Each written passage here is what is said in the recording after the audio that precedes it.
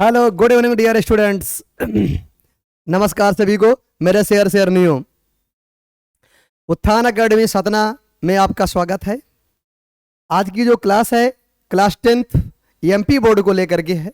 Science और science में भी केमिस्ट्री जो पहला लेसन है केमिकल रिएक्शंस एंड इक्वेशंस।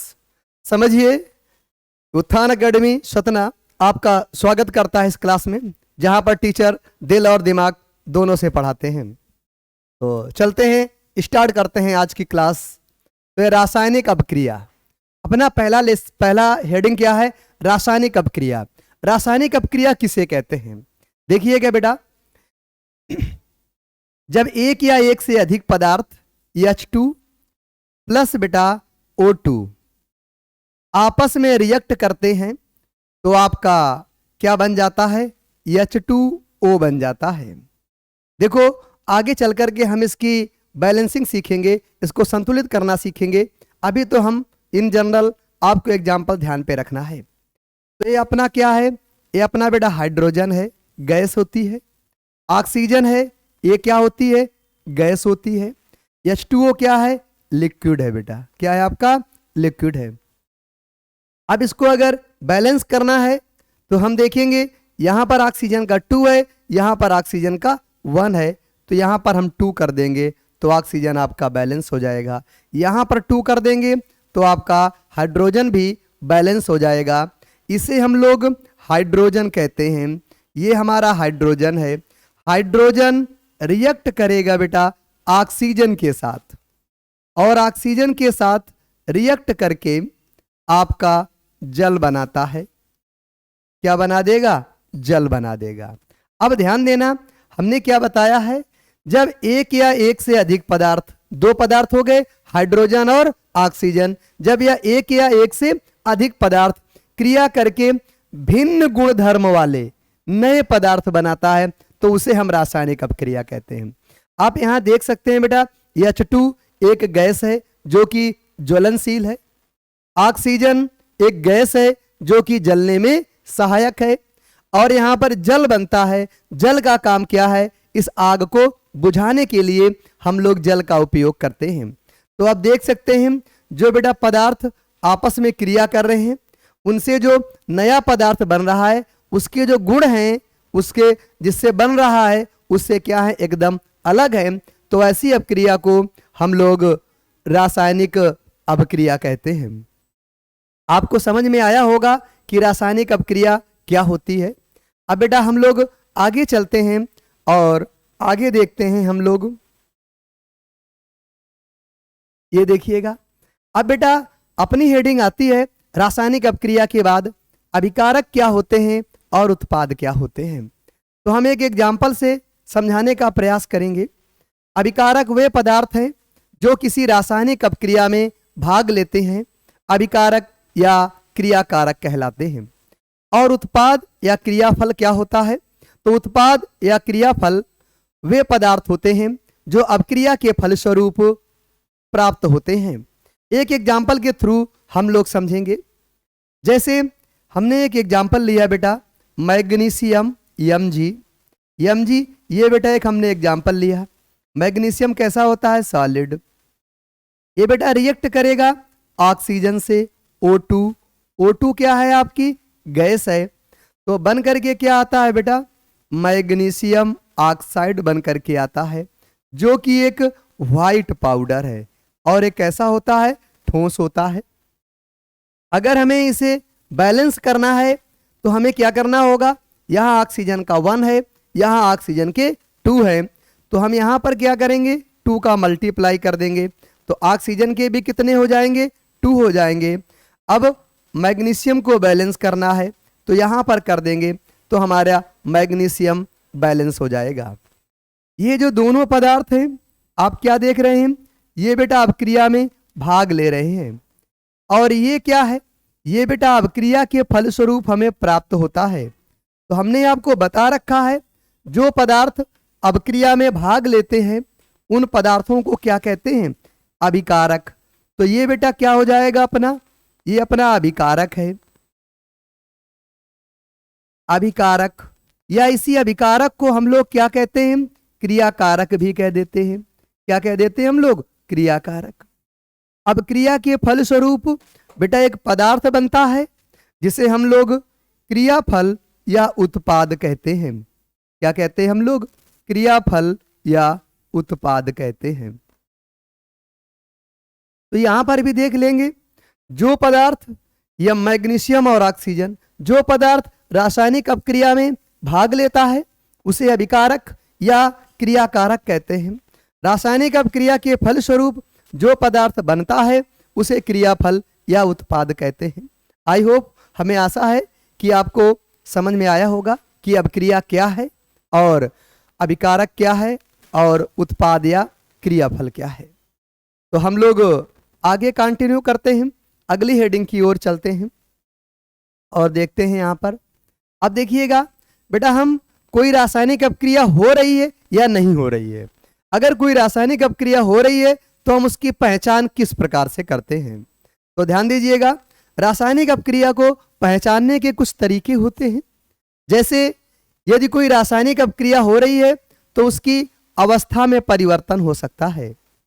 अवस्था में परिवर्तन का मतलब है, अगर वो ठोस है तो हो सकता है कि द्रव में बदल जाए, या हो सकता है गैस में बदल जाए, या द्रव है तो हो सकता है कि ठोस में बदल जाए या गैस में बदल जाए, हो सकता है कि गैस है तो वो ठोस में बदल जाए या द्रव में बदल जाए। यदि किसी अपक्रिया में अवस्था परिवर्तन हो रहा है तो हम समझ जाते हैं कि रासायनिक अपक्रिया हो रही है। सेकंड क्या हो सकता है? यदि कोई रासायनिक अपक्रिया हो रही है तो उसके ताप में भी परिवर्तन हो सकता है। ताप पहले से अधिक हो सकता है या पहले से कम हो सकता है। इससे भी हम पहचान सकते हैं कि कोई रासायनिक अपक्रिया हो रही है। बेटा तीसरा पॉइंट क्या है? रासायनिक अपक्रिया पहचानने का तीसरा तरीका क्या है? रंग में परिवर्तन। यदि रंग में परिवर्तन आ जाए तो भी हम समझ जाते हैं कि कोई रासायनिक अपक्रिया हो रही है। जैसे मान लो पहले हरा रंग था, बाद में पीला हो जाए या सफेद हो जाए या अन्य कोई कलर प्राप्त हो जाए तो हम तुरंत समझ जाते हैं कि रासायनिक अपक्रिया हो रही है। चौथा अपक्रिया पहचानने का तरीका क्या है? यदि कोई अपक्रिया के फलस्वरूप यदि कोई गैस निकल रही है तो हम समझ जाएंगे कि अपक्रिया हमारी हो रही है। पांचवा तरीका क्या है अपना अपक्रिया को पहचानने का? तो अवक्षेप का बनना। यदि अपक्रिया के फलस्वरूप कोई अवक्षेप प्राप्त हो जाता है तो भी हम समझ जाते हैं कि रासायनिक अपक्रिया हो रही है।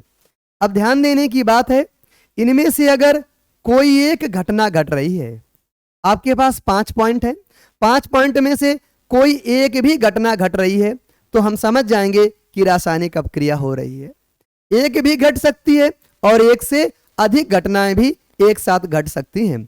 अगर ऐसी घटनाएं घटती हैं तो इसे हम लोग रासायनिक अपक्रिया के रूप में पहचान सकते हैं कि रासायनिक अपक्रिया हो रही है। अब इनको एक एक करके हम लोग डिटेल में देखते हैं। तो देखिएगा, आगे हम लोग चलते हैं और इनको डिटेल में देखते हैं। पहला हम आपको बता रहे हैं कि अवस्था में परिवर्तन। हमने क्या बोला? यदि अवस्था में यदि अपक्रिया के दौरान कोई अवस्था बदल जाए तो हम समझ जाएंगे कि इसमें रासायनिक अपक्रिया हो रही है। जैसे एग्जाम्पल के तौर पर हमने क्या बताया बेटा? H2। H2 क्या है? गैस। फिर क्या बताया हमने? O2।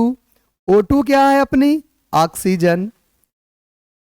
ये बेटा दोनों आपस में मिलकर के क्या बनाते हैं? H2O। H2O क्या है? आपका द्रव है। तो बेटा इसको अगर बैलेंस करेंगे तो हमें यहाँ ट्वाइस करना होगा और यहाँ पर ट्वाइस करना होगा। अब आप देख सकते हैं ये बेटा जो क्रियाकारक हैं, ये जो क्रियाकारक हैं आपके सामने लिखे हैं, इन्हें हम क्रियाकारक या अभिकारक बोल देते हैं। क्या बोल देते हैं हम इनको?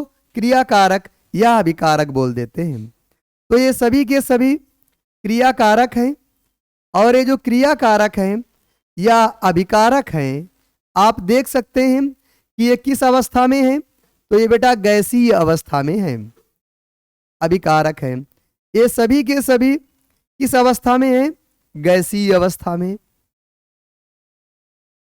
और अब क्रिया के फलस्वरूप जो बन रहा है उसे हम क्या कह देते हैं? उत्पाद या क्रियाफल कह देते हैं। क्या कह देंगे? उत्पाद या क्रियाफल कह देंगे। और जो उत्पाद या क्रियाफल है वो क्या है? आपका द्रव है। तो हमने क्या देखा? हमने बेटा बहुत ही स्पष्ट देखा कि इसमें क्या हो रहा है बेटा? भौतिक अवस्था में परिवर्तन हो रहा है। गैसियस पदार्थ किसमें चेंज हो जा रहे हैं? द्रव पदार्थ में चेंज हो जा रहे हैं। यदि गैसियस पदार्थ द्रव पदार्थ में चेंज हो रहे हैं, बदल रहे हैं, तो हम समझते हैं कि इसमें रासायनिक अपक्रिया हो रही है। इस प्रकार से हम पहचान लेते हैं कि इसमें रासायनिक अपक्रिया हो रही है। अब हम लोग आगे चलते हैं और आगे समझते हैं। इसको बेटा हम लोग एक क्रियाकलाप से भी समझ सकते हैं, जो कि क्रियाकलाप अपनी बुक में दिया गया है। इस क्रियाकलाप से हम देखने का प्रयास करते हैं कि कोई रासायनिक अपक्रिया हो रही है या नहीं हो रही है। तो देखिएगा, ये जो क्रियाकलाप है ये बेटा अपनी बुक का है, क्रियाकलाप 1.1 है। तो बेटा हम बार बार कहते हैं रटना नहीं है, हमको करके देखना है क्या ऐसा हो रहा है, क्या रिएक्शन हो रही है। तो ध्यान देना, इस क्रियाकलाप को हम हमेशा शिक्षक के सहयोग से ही करेंगे, क्योंकि इसमें देखो इसमें लिखा हुआ है इस क्रियाकलाप में शिक्षक के सहयोग की आवश्यकता है। सुरक्षा के लिए छात्र आंखों पर चश्मा पहन ले उचित होगा। ये जो क्रियाकलाप है ये बेटा शिक्षक के सहयोग की आवश्यकता होती है इसमें, और ये अनिवार्य है कि इसमें जो भी स्टूडेंट्स है जो एक क्रियाकलाप कर रहा है वो चश्मा पहन ले तो अच्छा होता है। उसका रीजन है कि जब हम बेटा मैग्नीशियम रिबन को जलाएंगे तो जलाने पर बहुत ही श्वेत प्रकाश निकलता है, और ये जो श्वेत प्रकाश निकलता है अगर हम सीधा अपनी आंखों से देखते हैं तो आंखों में प्रॉब्लम हो सकती है, आंखों में समस्या हो सकती है। इस समस्या से बचने के लिए विद्यार्थी को चश्मा पहन लेना चाहिए। तो अब हम आगे चलते हैं। हम क्या लेंगे बेटा? लगभग 3 से 4 मीटर लंबे मैग्नीशियम रिबन को रेगमाल से रगड़कर साफ कर देते हैं। जो बेटा हमारा मैग्नीशियम रिबन होता है, मैग्नीशियम रिबन को जलाने से पहले हम क्या करते हैं? उसको रेगमाल की सहायता से रगड़ करके साफ कर देते हैं। साफ करने की आवश्यकता क्यों होती है? क्योंकि मैग्नीशियम एक क्रियाशील धातु है। तो मैग्नीशियम वायुमंडलीय ऑक्सीजन से क्रिया करके मैग्नीशियम ऑक्साइड की परत बना लेता है, जो कि मैग्नीशियम धातु के ऊपर जम जाती है। ये जो परत होती है जलाने से पहले इस परत को हटाना पड़ता है, इसीलिए हम लोग क्या करते हैं? रेगमाल से रगड़ करके जो मैग्नीशियम ऑक्साइड की परत बनी है उसको क्या करेंगे? हम लोग हटा लेते हैं। आगे बेटा हम लोग कंटिन्यू करेंगे। अब क्या करते हैं? जो मैग्नीशियम रिबन है इसे बेटा चिमटे से पकड़कर, ध्यान देना, इसे चिमटे से पकड़कर, चिमटा क्या होता है? टोंग्स होता है, ये बेटा टोंग्स है। इसे टोंग्स या चिमटे से पकड़कर, ये बेटा आपका स्पिरिट लैंप या बर्नर होता है, स्पिरिट लैंप या बर्नर से इसका दहन किया जाता है। दहन करने जब हम स्पिरिट लैंप को जब हम टोंग्स चिमटे से पकड़ करके मैग्नीशियम रिबन का दहन करते हैं तो दहन करने के फलस्वरूप हमें एक पाउडर प्राप्त होता है, जिसे हम वॉच ग्लास में इकट्ठा कर लेते हैं, जैसा कि चित्र में आपको दिखाया गया है। जो मैग्नीशियम रिबन का दहन करते समय अपनी जो आंखों को है वो बेटा यथासंभव दूरी पर रखते हैं। आपने क्या क्या ऑब्जर्व किया? ध्यान दीजिएगा, हम लोग क्या क्या ऑब्जर्व करेंगे।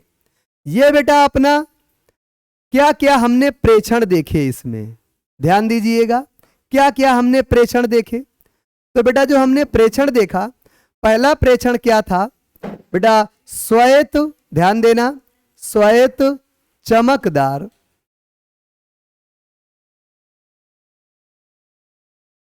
श्वेत चमकदार जो लौ होती है वो उत्पन्न हो रही है। इसमें क्या हो रहा है बेटा? श्वेत चमकदार लौ उत्पन्न होती है। श्वेत चमकदार लौ के साथ श्वेत चमकदार लौह के साथ मैग्नीशियम ऑक्साइड बनता है। क्या बनता है आपका? मैग्नीशियम ऑक्साइड बनता है।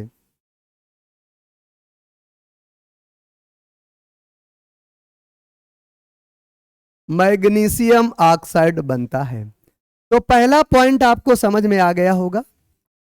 तो पहला पॉइंट क्या है कि जब हम मैग्नीशियम रिबन को जलाते हैं तो मैग्नीशियम रिबन बेटा श्वेत चमकदार लौह के साथ मैग्नीशियम ऑक्साइड बनाता है। जो बेटा सेकंड पॉइंट है, हमें बेटा जो मैग्नीशियम ऑक्साइड है, मैग्नीशियम ऑक्साइड मैग्नीशियम ऑक्साइड का मैग्नीशियम ऑक्साइड का मैग्नीशियम ऑक्साइड का श्वेत पाउडर प्राप्त होता है। श्वेत पाउडर प्राप्त होता है। तो ये भी आपको ध्यान रखना पड़ेगा। हमारे क्या क्या, जब भी बेटा हम मैग्नीशियम रिबन को जलाएंगे तो हमारे पास दो प्रेक्षण आते हैं। पहला बेटा श्वेत चमकदार लौह के साथ मैग्नीशियम ऑक्साइड बन जाता है। क्या बन जाता है? मैग्नीशियम ऑक्साइड बनता है। जो मैग्नीशियम ऑक्साइड है तो मैग्नीशियम ऑक्साइड का श्वेत पाउडर प्राप्त होता है। हम देखेंगे इस रिएक्शंस को। इसमें क्या होता है बेटा, ये आपकी मैग्नीशियम है, ये मैग्नीशियम रिबन है बेटा। क्या है आपकी? मैग्नीशियम रिबन है।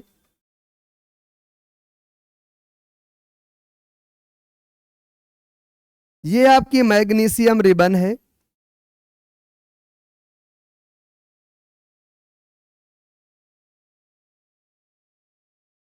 इस मैग्नीशियम रिबन को हमने बर्न किया है, जलाया है। तो बेटा जलाने के लिए अपने को ऑक्सीजन की आवश्यकता होती है।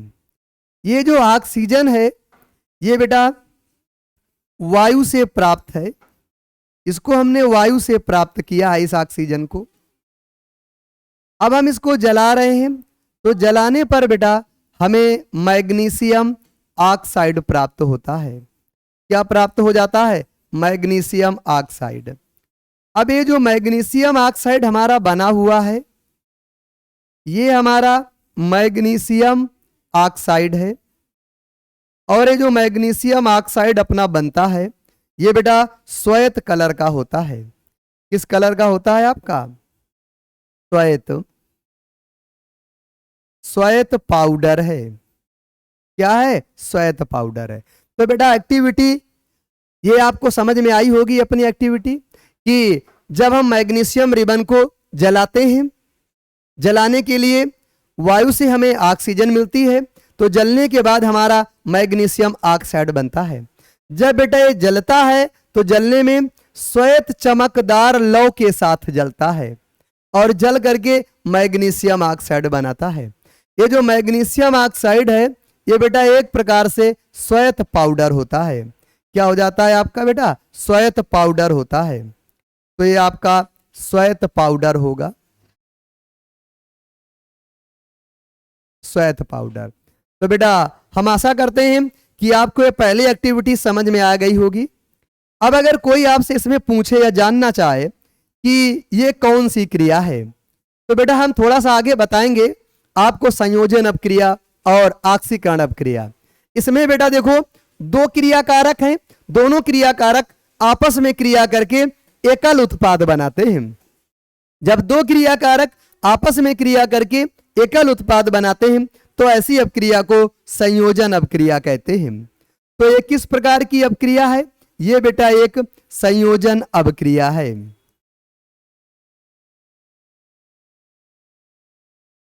संयोजन अपक्रिया है आपकी। कैसी अपक्रिया? एक संयोजन अपक्रिया है। अब बेटा इसमें देखो ऑक्सीजन क्या हो रहा है? जुड़ रहा है। तो अगर किसी पदार्थ में ऑक्सीजन जुड़ता है तो उसे बेटा उपचयन या ऑक्सीकरण कहते हैं। तो ये बेटा या तो उपचयन है या तो क्या है? ऑक्सीकरण कह सकते हैं इसको। उपचयन या ऑक्सीकरण है। उपचयन भी बोल सकते हैं और क्या बोल सकते हैं हम इसको? ऑक्सीकरण भी बोल सकते हैं। तो ये समझ में आया होगा, संयोजन अपक्रिया भी है, उपचयन या ऑक्सीकरण अपक्रिया भी है। अब बेटा जब हम इसको बर्न करते हैं तो बहुत अधिक मात्रा में ऊष्मा भी उत्सर्जित होती है, तो इसे हम ऊष्माक्षेपी अपक्रिया भी कह सकते हैं। क्या कह सकते हैं हम इसे? ऊष्माक्षेपी अपक्रिया भी कह सकते हैं। तो ये हमारी एक ऊष्माक्षेपी अपक्रिया भी है।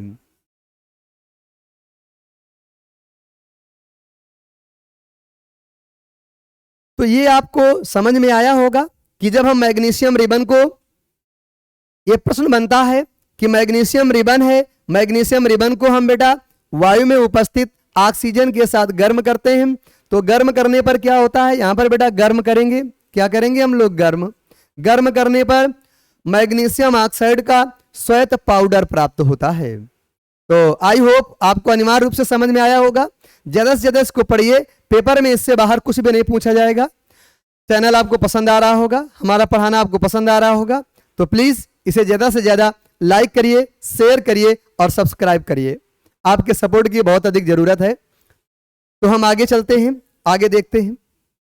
अब बेटा ये प्रश्न देखिए कितनी बार पूछा गया प्रश्न है, 20 में पूछा गया, 22 में भी पूछा गया है कि वायु में जलाने से पहले मैग्नीशियम रिबन को साफ क्यों किया जाता है। मतलब जब हम वायु में जलाते हैं उसके पहले मैग्नीशियम रिबन को साफ क्यों करते हैं। हमने थोड़ी देर पहले बताया था, जो मैग्नीशियम रिबन है, मैग्नीशियम रिबन वायु में उपस्थित ऑक्सीजन से क्रिया कर जाता है और क्रिया करके मैग्नीशियम ऑक्साइड की एक परत बना लेता है। यह परत मैग्नीशियम के ऊपर जम जाती है। अगर हम अब मैग्नीशियम को जलाते हैं तो जो मैग्नीशियम ऑक्साइड की परत है वो इसे जलने नहीं देती है। इसीलिए हम मैग्नीशियम रिबन को जलाने से पूर्व उसे रेगमाल से साफ कर लेते हैं, जिससे मैग्नीशियम के ऊपर जमी हुई मैग्नीशियम ऑक्साइड की परत हट जाती है और मैग्नीशियम धातु आसानी से जल जाती है। वह चीज में लिखा हुआ है बेटा, मैग्नीशियम रिबन के ऊपर एक धुंधली मैग्नीशियम ऑक्साइड की आरक्षक परत जम जाती है। उसे हटाने के लिए वायु में जलाने से पूर्व मैग्नीशियम रिबन को साफ किया जाता है, जिससे वह आरक्षी जो परत है मैग्नीशियम को ऑक्सीजन से क्रिया करने से रोकती है। इसीलिए हम लोग क्या करते हैं, उसको साफ कर लेते हैं। समझ में आ गया होगा कि मैग्नीशियम रिबन के ऊपर धुंधली मैग्नीशियम ऑक्साइड की एक आरक्षक परत जम जाती है। उसे हटाने के लिए वायु में जलाने से पूर्व मैग्नीशियम रिबन को साफ किया जाता है, क्योंकि वह जो परत है वो मैग्नीशियम को ऑक्सीजन से क्रिया करने से रोकती है।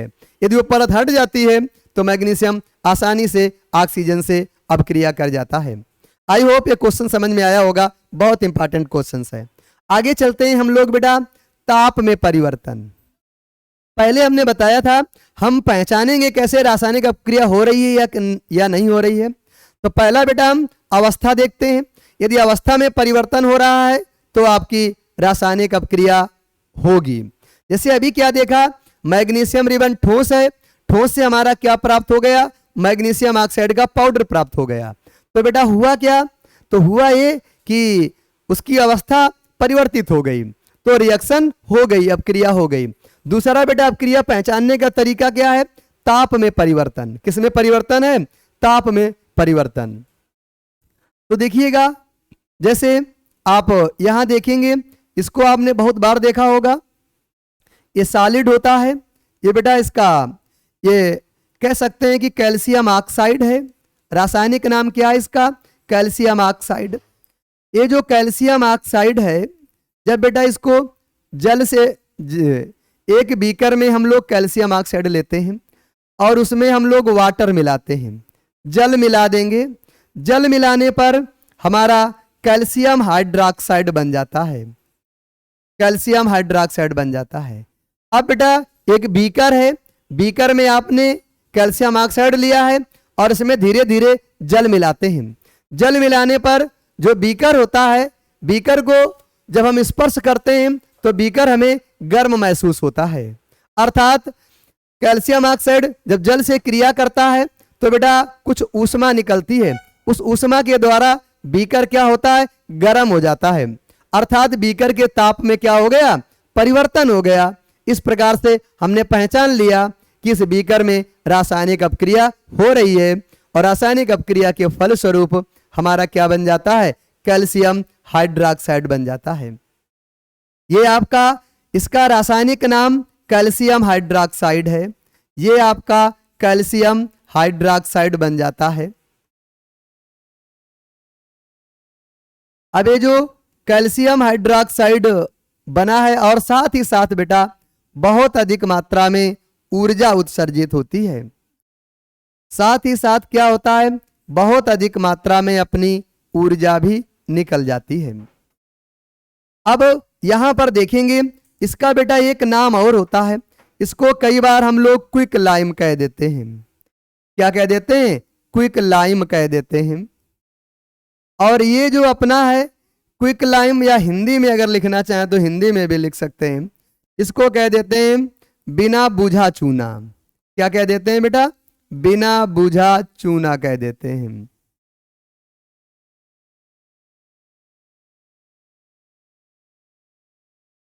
बिना बुझा चूना कह देते हैं, या इसी को अनबुझा चूना भी बोल देते हैं। अनबुझा चूना भी बोल देते हैं। क्या बोल देते हैं, अनबुझा चूना भी बोल देंगे। तो ये आप समझ रहे हैं, ये आपका बिना बुझा चूना है।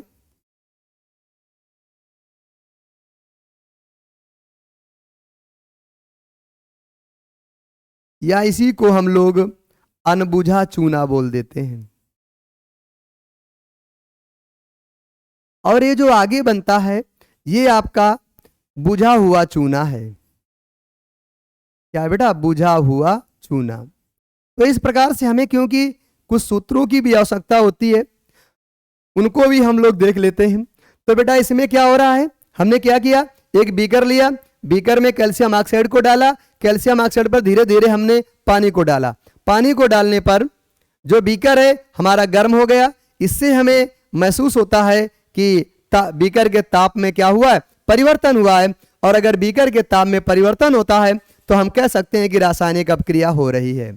अब बेटा इसमें हम लोग और फोकस करते हैं। देखिएगा इसमें बेटा दो क्रियाकारक हैं, भाई दोनों अपक्रिया में भाग ले रहे हैं, तो क्या कहलाएंगे, क्रियाकारक कहलाएंगे। और अपक्रिया के फलस्वरूप बेटा एकल उत्पाद बनता है। तो अभी हमने बताया ऐसी रिएक्शन को हम लोग क्या कहते हैं बेटा, संयोजन अपक्रिया कहते हैं। जब दो या दो से अधिक, इसको हम आगे पढ़ाएंगे लेकिन आप यहां समझते चलिए, जब दो या दो से अधिक क्रियाकारक आपस में क्रिया करके एकल उत्पाद बनाते हैं तो इस अपक्रिया को हम लोग संयोजन अपक्रिया कहते हैं। तो इसको हम लोग क्या कहने वाले हैं, संयोजन अपक्रिया कहने वाले हैं। अब बेटा इसमें बहुत अधिक मात्रा में ऊर्जा उत्सर्जित होती है तो इसे हम लोग ऊष्माक्षेपी अपक्रिया भी कह देते हैं। क्या कह देंगे हम लोग इसे, ऊष्माक्षेपी अपक्रिया कह देते हैं।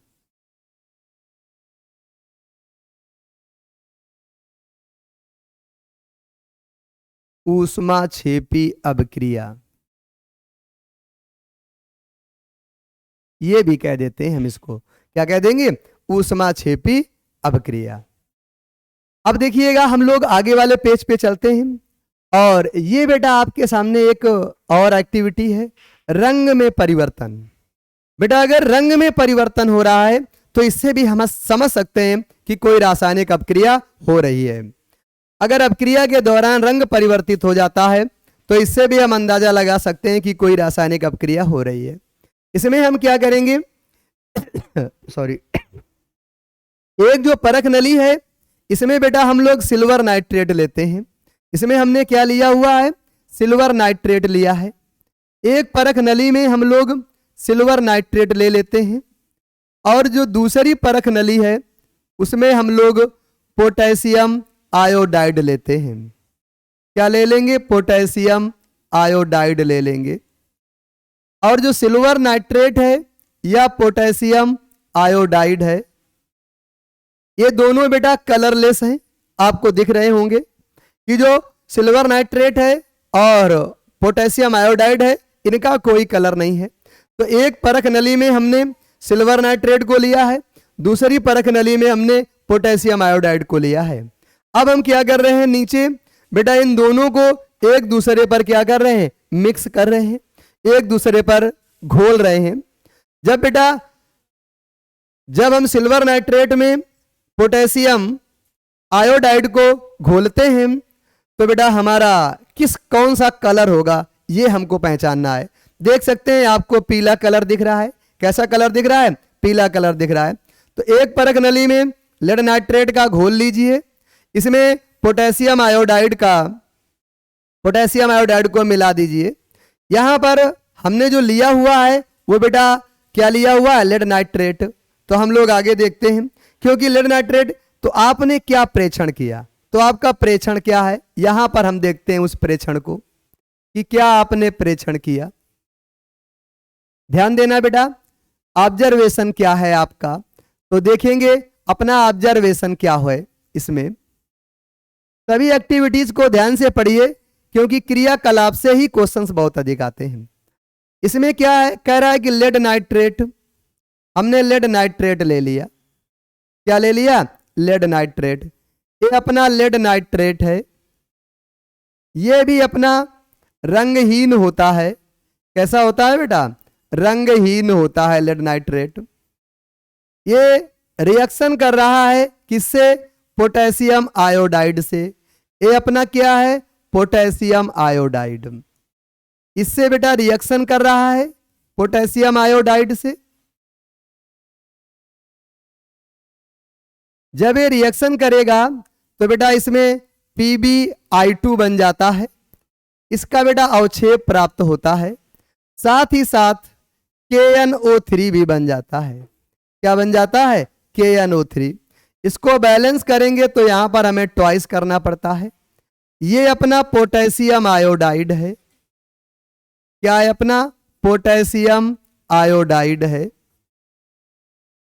और जो आगे बना हुआ है ये अपना क्या है, पोटेशियम नाइट्रेट है। ये अपना क्या है बेटा, पोटेशियम नाइट्रेट है। तो होता क्या है, ये जो लेड नाइट्रेट है रंगहीन है, ये भी रंगहीन है। और हमारा जो पोटेशियम आयोडाइड प्राप्त होता है ये बेटा पीला अवक्षेप देता है। क्या देता है, पीला अवक्षेप देता है। ये आपका पीला अवक्षेप होता है। तो अपने ऑब्जर्वेशन क्या क्या हुए, समझिएगा क्या क्या अपने ऑब्जर्वेशन होने वाले हैं। तो पहला ऑब्जर्वेशन अपना क्या हुआ, इसमें पोटेशियम आयोडाइड का पीला अवक्षेप प्राप्त होता है। पहला ऑब्जर्वेशन क्या होगा, पोटेशियम आयोडाइड का पीला अवक्षेप प्राप्त होता है। Potassium iodide PbI2 potassium iodide का पीला अवक्षेप प्राप्त होता है।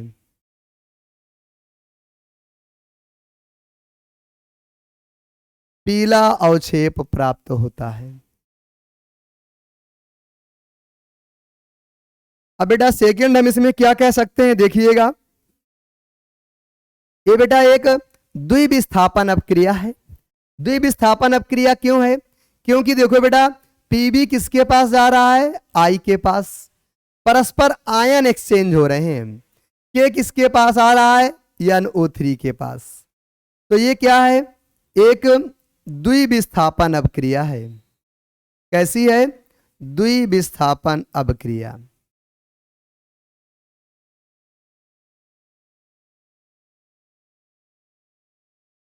द्विविस्थापन अपक्रिया, इसको बोल देते हैं डबल डिस्प्लेसमेंट। डबल डिस्प्लेसमेंट अपक्रिया है। क्या है आपकी, द्विविस्थापन अपक्रिया है।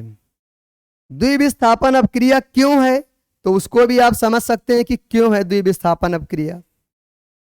द्विविस्थापन अपक्रिया क्यों है, तो समझिएगा इसमें बेटा, इसमें आयन क्यों है बेटा, क्योंकि आयन परस्पर बदल जाते हैं।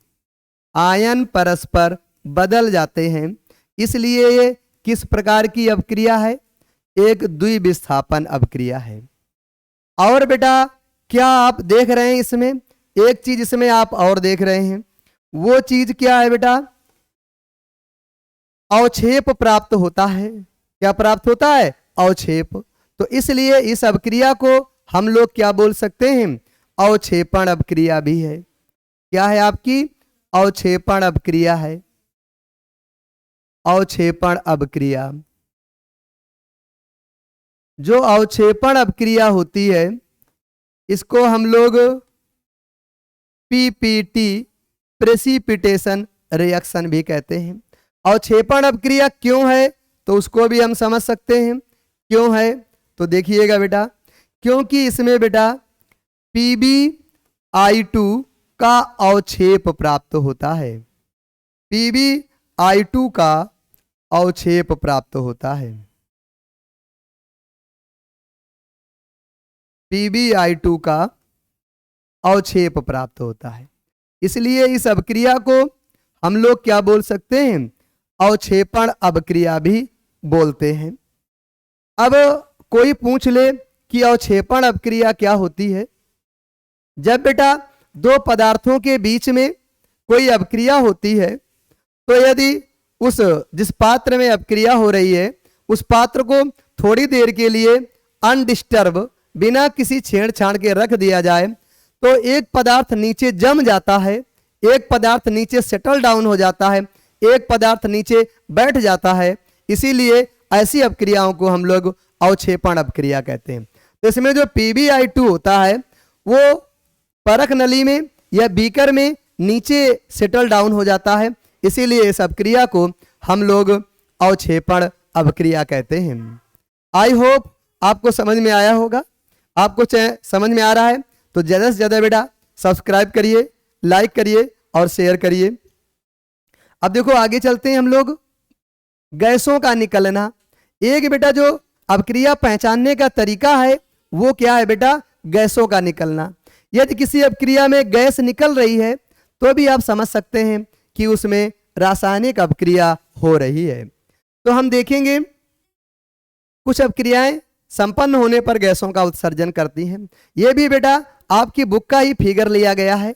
क्रियाकलाप 1.3 है।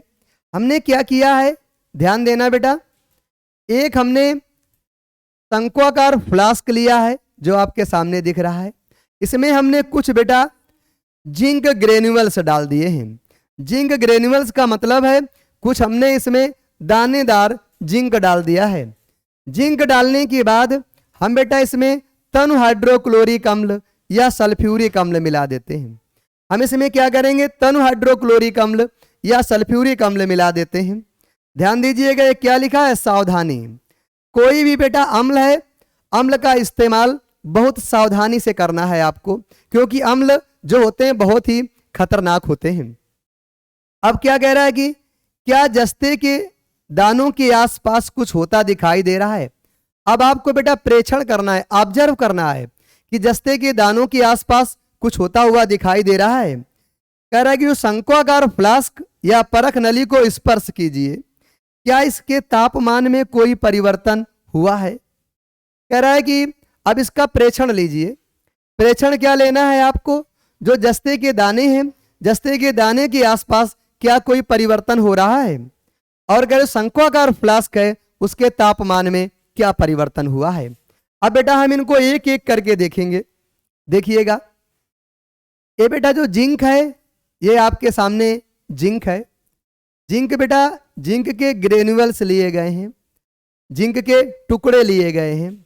इसको बेटा हम HCl से भी रिएक्शन करा सकते हैं। सॉरी HCl, Cl2 नहीं बेटा, क्या होगा अपना HCl।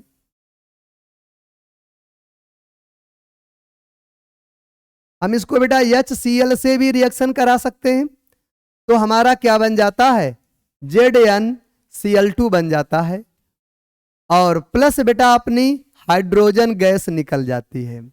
कौन सी गैस निकलती है, हाइड्रोजन गैस। ये बेटा जिंक क्लोराइड है, नाम लिखना बहुत जरूरी है, बार बार बता रहे हैं। ये अपना क्या है, जिंक क्लोराइड है, और ये अपना हाइड्रोक्लोरिक अम्ल है,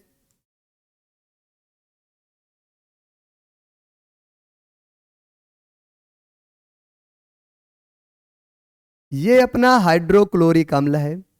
और जो हाइड्रोक्लोरिक अम्ल लिया जाता है वो बहुत ही क्या होता है, तनु होता है बेटा, ये ध्यान दीजिएगा। अब गैस है तो गैस तो बाहर निकल गई। अब इसमें क्या होता है, कह रहा है कि कुछ, ये एक रिएक्शन और देख लीजिए, कह रहा है कि या Cl से करवाओ या रिएक्शन किससे करवाइए आप, कह रहा है कि H2SO4 से करवा दीजिए। तो ये बेटा जिंक ग्रेन्यूल्स हैं, ये बेटा रिएक्शन करेंगे H2SO4 से, मतलब दानेदार जिंक है। जिंक ग्रेन्यूल्स का मतलब क्या है, दानेदार जिंक। ये कैसी जिंक है बेटा, दानेदार जिंक है। तो दानेदार जिंक है, ये बेटा रिएक्ट करेगा सल्फ्यूरिक अम्ल के साथ। जो सल्फ्यूरिक अम्ल होता है वो तनु लिया जाता है, तो ये सल्फ्यूरिक अम्ल से रिएक्ट करेगा, अभिक्रिया करता है सल्फ्यूरिक अम्ल के साथ। और ये जब बेटा अभिक्रिया करेगा तो ZnSO4 बना देता है। साथ ही साथ बेटा आपकी जो गैस होती है H2, ये गैस क्या होती है, रिमूव हो जाती है, निकल जाती है।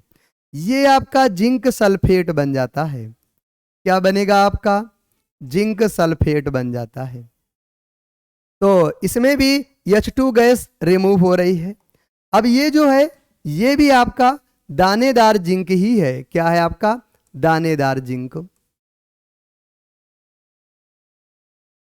तो अपने को कह रहा है कि प्रेक्षण कीजिए। देखिए इस साइड अपने को क्या करना है, जस्ते के आसपास कुछ होता हुआ दिखाई दे रहा होगा, तो और टेम्परेचर पर क्या प्रभाव पड़ा, तो अपने दोनों प्रभावों को हम लोग देखते हैं और समझते हैं। अब बेटा ये इसका प्रेक्षण है।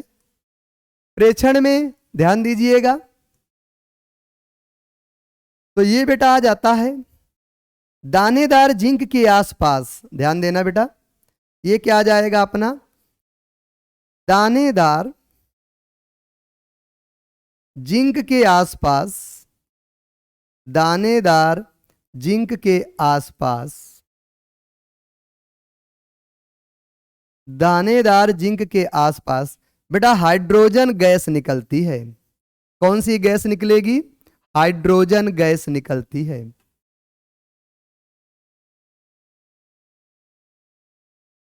हाइड्रोजन गैस निकलती है। ये कह रहा है कि दानेदार जिंक के आसपास क्या हो रहा है, तो समझ जाइएगा, जो दानेदार जिंक है, दानेदार जिंक के आसपास हाइड्रोजन गैस निकलती है। दूसरा बेटा इसी में क्या कह रहा है, इसके तापमान पर क्या प्रभाव पड़ेगा। तो बीकर को अगर हम टच करेंगे, बीकर को यदि हम स्पर्श करते हैं, तो बीकर बेटा पहले से अधिक गर्म हो जाता है। तो कह सकते हैं कि बीकर को स्पर्श करने पर, बीकर को स्पर्श करने पर, स्पर्श करने पर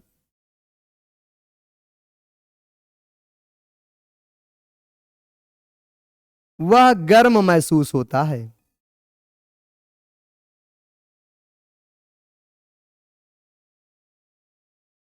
अतः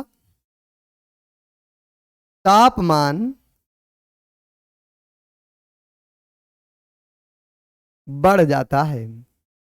अतः तापमान क्या होता है बेटा, बढ़ जाता है। बहुत गंभीरता से देखिएगा इसको, तापमान क्या हो रहा है बेटा, बढ़ जाता है। हमसे दो ही चीज पूछ रहा था कि बीकर के तापमान पर क्या प्रभाव पड़ेगा और दानेदार जिंक के आसपास क्या होगा। तो दानेदार जिंक के आसपास बेटा हाइड्रोजन गैस निकलती है। दानेदार जिंक के आसपास क्या हो रहा है, तो दानेदार जिंक के आसपास बेटा हाइड्रोजन गैस निकलती है। आई होप आपको समझ में आया होगा क्या है क्या नहीं है। अब इसमें कुछ क्वेश्चंस और देख लेते हैं। जैसे आपसे एग्जामिनर पूछ सकता है कुछ क्वेश्चंस और, जैसे पूछ लेगा इस पर बेटा कौन सी अपक्रिया हो रही है। तो हमने क्या बोला है बेटा, इसमें ऊष्मा, भाई बीकर गर्म हो गया, गर्म हो गया तो कौन सी अपक्रिया होती है, ऊष्मा छेपी अपक्रिया होती है। एक तो कौन सी अपक्रिया होने वाली है इसमें, ऊष्माक्षेपी अपक्रिया होगी, ऊष्माक्षेपी अपक्रिया होती है। और जो ऊष्माक्षेपी अपक्रिया हो रही है, ऊष्माक्षेपी अपक्रिया के साथ साथ और कौन सी अपक्रिया हो रही है? तो बेटा हम इसमें बता सकते हैं कि बेटा इसमें विस्थापन अपक्रिया हो रही है। कौन सी अपक्रिया हो रही है? विस्थापन अपक्रिया हो रही है। विस्थापन अपक्रिया। विस्थापन अपक्रिया क्यों है, समझिएगा इसको। विस्थापन अपक्रिया क्यों है? क्योंकि बेटा जो जिंक है, जिंक ने हाइड्रोक्लोरिक अम्ल या सल्फ्यूरिक अम्ल से हाइड्रोजन गैस को क्या कर दिया है? विस्थापित कर दिया है। विस्थापन अपक्रिया क्यों है? क्योंकि बेटा जिंक ने सल्फ्यूरिक अम्ल से हाइड्रोजन गैस को विस्थापित कर दिया है। जिंक ने सल्फ्यूरिक अम्ल से H2 गैस को विस्थापित कर दिया है। इसलिए इस अपक्रिया को हम लोग क्या बोल सकते हैं? विस्थापन अपक्रिया। तो बेटा ये ऊष्माक्षेपी भी है। ऊष्माक्षेपी क्यों है? क्योंकि बेटा ऊष्मा निकल रही है। ऊष्मा क्यों निकल रही है? क्योंकि बीकर गर्म हो गया। और ऊष्माक्षेपी के साथ साथ विस्थापन भी है। क्या है आपका? विस्थापन भी है। आगे आई होप आपको समझ में आ रहा होगा। एक बेटा तरीका और है अपना, अवक्षेप का बनना। क्या होता है? अवक्षेप का बनना। अवक्षेप क्या होता है?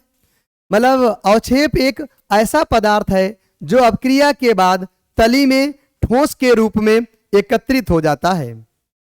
यदि किसी अपक्रिया में अवक्षेप का निर्माण होता है तो यह संकेत है कि वह रासायनिक अपक्रिया हो रही है। जैसे अभी हमने एक एग्जाम्पल देखते हैं इसमें, Na2SO4, ये आपका क्या है? सोडियम सल्फेट है। ये आपका क्या है बेटा? सोडियम सल्फेट है। Sodium sulphate. ये जो बेटा सोडियम सल्फेट है ये रिएक्ट कर जाता है BaCl2 से। BaCl2 क्या है? बेरियम क्लोराइड है। ये आपका बेरियम क्लोराइड है। ये जो बेरियम क्लोराइड है ये बेटा अपना BaSO4 बना देता है और साथ ही साथ बेटा ट्वाइस NaCl निकल जाता है। क्या निकल जाएगा? ट्वाइस NaCl निकल जाता है। ये आपका बेरियम सल्फेट है। बेरियम सल्फेट के साथ साथ ये क्या बन जाता है बेटा? आपका सोडियम क्लोराइड। क्या बन जाता है? सोडियम क्लोराइड बन जाता है। तो ये जो बेरियम सल्फेट है ये बेटा हमें एक अवक्षेप के रूप में प्राप्त होता है। किस रूप में प्राप्त होता है? हमें अवक्षेप के रूप में प्राप्त होता है। अवक्षेप। और कैसा अवक्षेप होता है? स्वायत्त अवक्षेप के रूप में हमें प्राप्त हो जाता है। इसलिए हम लोग सोडियम सल्फेट और बेरियम क्लोराइड को रिएक्ट कराते हैं तो हमारा बेरियम सल्फेट का स्वायत्त अवक्षेप प्राप्त होता है और साथ ही साथ सोडियम क्लोराइड प्राप्त होता है। अब इसके कुछ इंपॉर्टेंट पॉइंट हैं। पॉइंट में से पहले पॉइंट को देखिएगा और समझिएगा। पहला पॉइंट अपना क्या है? इसमें बेटा ये द्विविस्थापन अपक्रिया है। कैसी अपक्रिया है? यह एक द्विविस्थापन अपक्रिया है। द्विविस्थापन अपक्रिया। रीजन क्या है? द्विविस्थापन अपक्रिया क्यों है? क्योंकि बेटा इसमें जो आयन हैं, आयन परस्पर चेंज हो रहे हैं। आयन क्या हो रहे हैं? आयन आपस में बदल जाते हैं। आयन आपस में बदल जाते हैं, इसलिए इसे क्या कहा गया है? द्विविस्थापन अपक्रिया। आयन कैसे बदल गए? यानी बेटा किसके पास चला गया? Cl के पास। Ba किसके पास आ गया? SO4 के पास। तो ये आयन क्या हो गए? परस्पर बदल गए। अगर आयन बदल जाते हैं तो ऐसी अपक्रिया को हम लोग क्या कहते हैं बेटा? द्विविस्थापन अपक्रिया कहते हैं। साथ ही साथ एक काम यहां पर और हो रहा है। वो कौन सा काम हो रहा है देखिएगा, इसमें बेटा आपका अवक्षेप बन रहा है। तो इस अपक्रिया को हम लोग अवक्षेपण अपक्रिया भी कह देते हैं। क्या कह देते हैं? अवक्षेपण अपक्रिया भी कह देते हैं। और अवक्षेपण अपक्रिया कहने का रीजन क्या है कि अवक्षेपण अपक्रिया हमने क्यों कहा? क्योंकि बेटा BaSO4 का अवक्षेप प्राप्त होता है, इसलिए इस अपक्रिया को हम लोग अवक्षेपण अपक्रिया कहते हैं। इसलिए इस अपक्रिया को हम लोग अवक्षेपण अपक्रिया कहते हैं। आपको समझ में आया होगा। हम लोग आगे चलते हैं। अब अवक्षेपण अपक्रिया को समझ लेते हैं। अवक्षेपण अपक्रिया से आप क्या समझते हैं, उदाहरण सहित समझाइए। यह भी बहुत इंपॉर्टेंट अपक्रिया है और आपसे पूछी गई है।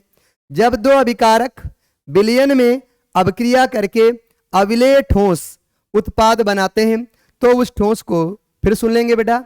जब दो अभिकारक या क्रियाकारक विलयन में आपस में अपक्रिया करके अविलेय ध्यान देना, अविलेय ठोस उत्पाद बनाते हैं तो उस विलयन में उस ठोस के कण अवक्षेपित हो जाते हैं, अर्थात नीचे बैठ जाते हैं। इसलिए इस अपक्रिया को हम लोग अवक्षेपण अपक्रिया कहते हैं। इसमें क्या होता है, जब बेटा लेड नाइट्रेट है PbNO3 का होल ट्वाइस, ये आपका लेड नाइट्रेट है, ये बेटा रिएक्ट करता है पोटेशियम आयोडाइड से। ये आपका लेड नाइट्रेट है, ये रिएक्ट कर जाता है पोटेशियम आयोडाइड से। जब ये पोटेशियम आयोडाइड से रिएक्ट करता है तो हमारा, अभी हमने बताया था, हमारा PbI2 बनता है जो कि लेड आयोडाइड है। क्या है आपका? लेड आयोडाइड है। तो ये लेड आयोडाइड का पीला अवक्षेप देता है। कैसा अवक्षेप देगा आपका? पीला अवक्षेप देता है। तो ये हमारा लेड आयोडाइड का पीला अवक्षेप प्राप्त होता है। साथ ही साथ ट्वाइस KNO3 पोटेशियम नाइट्रेट बन जाता है। क्या बन जाता है? पोटेशियम नाइट्रेट बन जाता है। तो ये बेटा अवक्षेप प्राप्त हो जाता है। तो इस प्रकार हमने क्या देखा, अभिकारक आपस में अपक्रिया करके अविलेय ठोस उत्पाद बनाते हैं। उस विलयन का जो ठोस है वो बेटा नीचे अवक्षेपित हो जाता है, इसलिए इस अपक्रिया को अवक्षेपण अपक्रिया कहते हैं। आई होप, हम आशा करते हैं कि आपको बहुत अच्छे समझ में आया होगा। चैनल को ज़्यादा से ज़्यादा लाइक करिए, शेयर करिए, सब्सक्राइब करिए, क्योंकि हमें आपके सपोर्ट की बहुत अधिक ज़रूरत है, ताकि जो फ्री मटेरियल आपको प्रोवाइड हो रहा है लगातार प्रोवाइड होता रहे। हम एक बार इसको समराइज कर देते हैं, देखिएगा।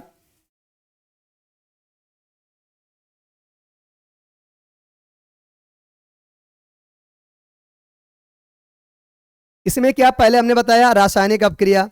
रासायनिक अपक्रिया में दो या दो से अधिक पदार्थ भाग लेते हैं और एक ऐसा पदार्थ बनता है जिसके रासायनिक गुण उसके प्रारंभिक पदार्थों से पूरी तरीके से भिन्न होते हैं। तो ऐसी इस प्रोसेस को या इस क्रिया को हम लोग क्या कह देते हैं? अपक्रिया कह देते हैं। अपक्रिया में जो पदार्थ भाग लेता है उसे हम क्रियाकारक या अभिकारक कहते हैं, और अपक्रिया के फलस्वरूप जो पदार्थ बनता है उसे हम क्रियाफल या उत्पाद कहते हैं। रासायनिक अपक्रिया की पहचान कैसे करेंगे? रासायनिक अपक्रिया की पहचान में बेटा अपने 5 रीजन हैं। अगर अवस्था में परिवर्तन हो रहा है तो भी रासायनिक अपक्रिया होगी, ताप में परिवर्तन हो रहा है तो भी रासायनिक अपक्रिया होगी, अगर कोई गैस निकल रही है तो भी रासायनिक परिवर्तन होगा, तो भी रासायनिक अपक्रिया होगी, अगर रंग में परिवर्तन हो रहा है तो भी रासायनिक अपक्रिया होगी, यदि अवक्षेप बन रहा है तो भी रासायनिक परिवर्तन होगा। इनमें से अगर कोई भी एक चेंज होता है या एक से अधिक चेंज होते हैं तो हम समझ जाएंगे कि हमारी रासायनिक अपक्रिया हो रही है। अब हम कुछ समझेंगे, जैसे अवस्था में परिवर्तन, देखो क्रियाकारक गैस है, उत्पाद आपका द्रव बन जाता है, तो अवस्था में परिवर्तन हो गया, इससे हम समझ जाते हैं कि अपक्रिया हो रही है। इसको हमने एक एक्टिविटी से समझाने का प्रयास किया जो अपने बुक की एक्टिविटीज है। तो इसमें बताया गया है कि हमने मैग्नीशियम रिबन लिया है, मैग्नीशियम रिबन को वायु के साथ हमने गर्म किया, गर्म करने पर हमारा जो श्वेत पाउडर मैग्नीशियम ऑक्साइड का प्राप्त हो जाता है और ये श्वेत चमकदार लौ के साथ जलता है। अब हम लोग आगे गए, आगे जाने के बाद हमने बताया है जो मैग्नीशियम रिबन है, मैग्नीशियम रिबन को बेटा बर्न जलाने से पहले हम उसको रेगमाल से साफ कर लेते हैं, क्योंकि मैग्नीशियम की जो परत है उसके ऊपर मैग्नीशियम ऑक्साइड की सतह बन जाती है। इस सतह को हटाया जाता है जिससे कि मैग्नीशियम ऑक्साइड को हम जला सकें। आगे चलते हैं हम लोग ताप में परिवर्तन। अगर ताप में परिवर्तन हो जाता है तो भी हम समझ जाएंगे रासायनिक अपक्रिया हो रही है। तो हमने कैल्शियम ऑक्साइड लिया, इसमें जल डाला, तो जो बीकर था पहले की अपेक्षा क्या हो जाता है, गर्म हो जाता है, तो हम समझ जाते हैं कि रासायनिक अपक्रिया हो रही है। हम लोग आगे चलते हैं रंग में परिवर्तन। हमने क्या लिया, एक परख नली लिया, परख नली में हमने बेटा लेड नाइट्रेट लिया है और पोटेशियम आयोडाइड लिया है। हमने ये दोनों रंगहीन है, जब इन दोनों को मिलाएंगे तो बेटा लेड आयोडाइड का पीला अवक्षेप प्राप्त होता है। इससे हम समझ जाते हैं कि हमारी रासायनिक अपक्रिया हो गई है। और आगे चलते हैं हम लोग और देखते हैं गैसों का निकलना। बेटा क्या होता है, जो जिंक होता है, दानेदार जिंक को हम लोग एक कोनिकल फ्लास्क में लेते हैं और इस कोनिकल फ्लास्क में हम तनु HCl या तनु H2SO4 डालते हैं, जिससे एक गैस निकलती है, वो गैस हाइड्रोजन होती है। हमने पहचाना कैसे कि ये गैस हाइड्रोजन ही है, क्योंकि अगर इसके माउथ पर हम माचिस की तीली जलती हुई लाएंगे तो ये पाप साउंड देता है। इससे हमें एहसास हो जाता है कि निकलने वाली गैस क्या है, आपकी हाइड्रोजन है। आगे चलते हैं।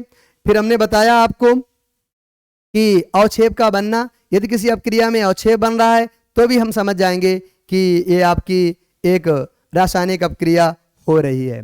फिर हमने बताया अवक्षेपण क्या है, तो जिस अपक्रिया में हमें अवक्षेप प्राप्त होता है ऐसी सभी अपक्रियाएं अवक्षेपण अपक्रियाएं कहलाती हैं। आई होप आपको समझ में आया होगा। इसी प्रकार डेली आपकी क्लास कंटिन्यू रहेगी, आप इसको देखिए, आपको बहुत अधिक फायदा मिलने वाला है। और चैनल को ज़्यादा से ज़्यादा लाइक करिए, शेयर करिए, सब्सक्राइब करिए। थैंक यू और सभी को दिवाली की शुभकामनाएं। Thank you, have a nice day. जय हिंद, जय भारत।